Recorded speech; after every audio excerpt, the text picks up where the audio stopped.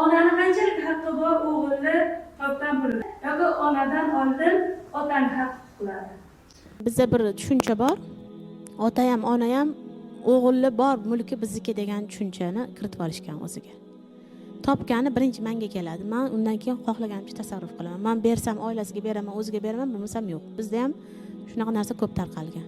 Ota ham bolamni mulki deydi va o'zlariga hadisni ushlab olishgan. Payg'ambarimiz sollallohu alayhi vasallam sahobiylardan biriga sen ham, seni mulking ham otangniki deganlar. Bu e'tibor beradigan bo'lsak, onaga taalluqli emas, otaga.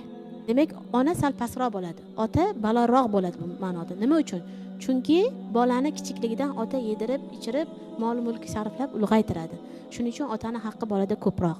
Lekin shunda ham faqihlar aytishadiki, bu degani ota bolaning xohlagan narsasini olib ishlatishga haqli emas ota. Mabodo ba'zi o'rinlarda mulkini olgan bo'lsa yoki o'g'irlab olgan bo'lsa, otani otalik maqomida ana shu qo'lini kesish yoki jazoni joriy qilishni bekor qilish uchun aytilgan hadis deyiladi. Chunki u ota qanaqa bolasini olgan narsasini orqasidan jazoga qoladi deb turib marhamat yuzasidan aytilgan.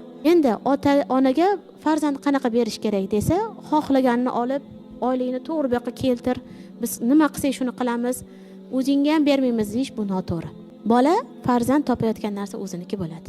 Lekin ota-ona o'zlari uchun nafaqa topishga qiynalib qolishgan, yoshlari katta bo'lgan yoki bo'lmasam bemor bo'lishadigan bo'lsa, ularni kunini o'tkazib turadigan darajadagi nafaqalari bolaga vojib bo'ladi. Kunini o'tkazish degani nima degani?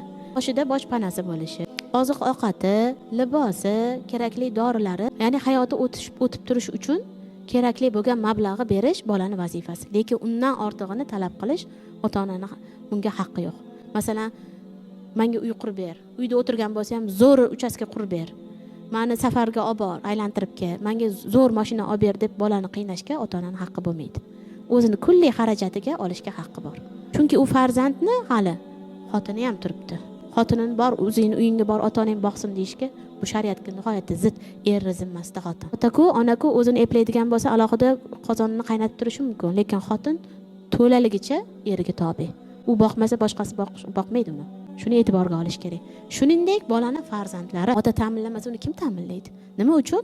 Ayolni ota-onasi ta'minlashi kerak. Ularga buning aloqasi yo'q. Bu buni zurriyotidan, buni ismini ko'tarib falonchini o'g'li deb yuribdi, falonchini qizi deb yuribdi.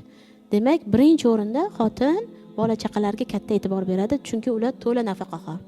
Ota-ona qachonki ehtiyojlari bo'lganda bolasiga ularni nafaqasi vojib bo'ladi.